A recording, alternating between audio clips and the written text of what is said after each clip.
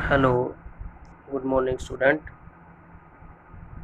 Second lesson कर रहे हैं हम पर्सनल हेल्थ और शॉर्टर सेट टाइप क्वेश्चन चल रहे हैं हमारे। 1 से 10 हम कर चुके हैं। प्रश्न नंबर 11 है आज। नाक की बीमारियों से बचने और श्वास क्रिया सही रखने के लिए कौन कौन सी बातों का ध्यान रखना चाहिए। तो आंसर है नाक की बीमारियों से बचने और श्वास क्रिया ठीक रखने के लिए निम्नलिखित बातों का ध्यान रखना चाहिए।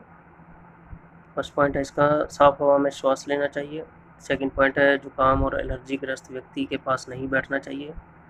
थर्ड पॉइंट है, किसी दूसरे के रुमाल से अपना मुंह न पोंछें। फोर्थ पॉइंट है, विटामिन सी युक्त फलों का अधिक प्रयोग करें। तो प्रश्न नंबर 12 है आगे, दांतों की संभाल कैसे की जाए।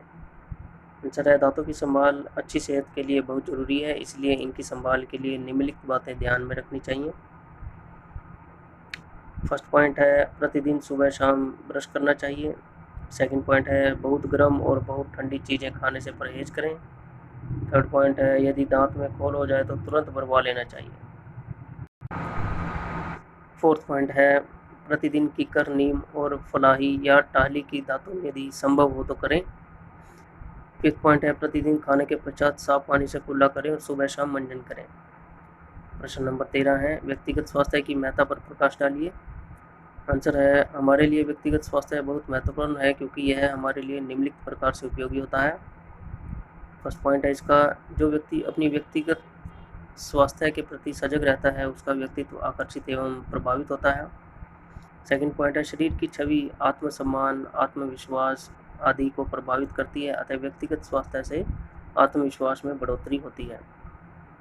थर्ड पॉइंट है, व्यक्तिगत स्वास्थ्य के कारण अनेक प्रकार की बीमारियों से बचा जा सकता है। फोर्थ पॉइंट है, व्यक्तिगत स्वास्थ्य के कारण शारीरिक अंगों जैसे आँख, नाक, कान, त्वचा, दांत आदि पर प्रभाव पड़ता है, अच्छा प्रभाव पड़ता है। फिफ्थ पॉइंट है, व्यक्तिगत स्वास्थ्य के कारण हमारी कार्यक्षमता एवं योग्यता में वृद्धि होती है। सिक्स्थ पॉइंट है, व्यक्तिगत स्वास्थ्य के कारण हमारा शरीर निरोग रहता है, हमारे शरीर की रोग निरोधक क्षमता पर अनुकूल प्रभाव पड़ता है। सेवन्थ पॉइंट है, व्यक्तिगत स्वास्थ्य हमारे आसन को ठीक करने में सहायक होता है। एट्थ पॉइंट है, यह हमारी हीन भावनाओं को दूर करने में सहायक होता है। नाइन्थ पॉइंट है, यह हमारे व्यक्तित्व को आकर्षक एवं प्रभावशाली बनाने में हमारी सहायता करता है। और 10th पॉइंट है इसका, यह हमारी अच्छी आदतों को विकसित करने में सहायता करता है। तो प्रश्न नंबर 14 है आगे, लेटते समय कौन कौन सी बातों का ध्यान रखना चाहिए। आंसर है, लेटते समय निम्नलिखित बातों का ध्यान रखना चाहिए।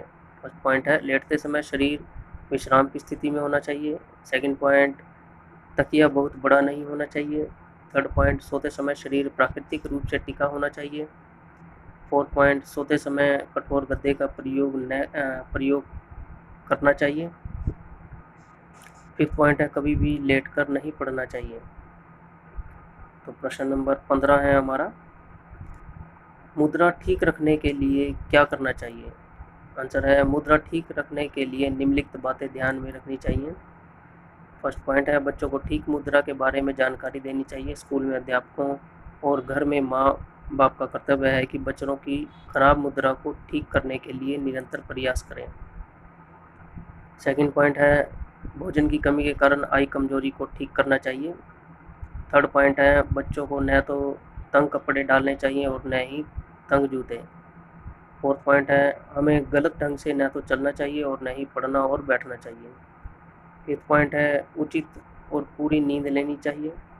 सिक्स्थ पॉइंट है, बच्चों के स्कूल बैग का भार हल्का होना चाहिए। सेवन्थ पॉइंट है, आवश्यकता अनुसार डॉक्टरी प्रशिक्षण करवाते रहना चाहिए ताकि मुद्रा त्रुटि को समय पर ठीक किया जा सके। एट्थ पॉइंट है, हमारे घरों, स्कूलों और कॉलेजों में ठीक मुद्रा की जानकारी देने वाले चित्र लगे होने चाहिए। नाइन्थ पॉइंट है, घरों और स्कूलों में पूरे कद वाला शीशा लगा होना चाहिए जिसके आगे खड़े होकर बच्चा अपनी मुद्रा देख सके। 10th पॉइंट है, सोते समय शरीर को अधिक मोड़ना नहीं चाहिए। तो स्टूडेंट, ये हमारे आज 11 से 15 हमने क्वेश्चन किए हैं। ये जो 15वां क्वेश्चन है स्टूडेंट, ये मुद्रा जो इसमें लिखा गया है, मुद्रा पैसों से नहीं है। इसका मतलब मुद्रा मतलब आप जिस पोजीशन में बैठते हो, जिस पोजीशन में खड़े होते हो, चलते हो, लेटते हो, पढ़ते हो, कोई भी काम करते हो, अपने शरीर की जो पोजीशन है आप लोगों की, उसे मुद्रा कहा गया है। स्टूडेंट इन क्वेश्चंस को अपनी कॉपी में लिखें और इन क्वेश्चन को याद करें।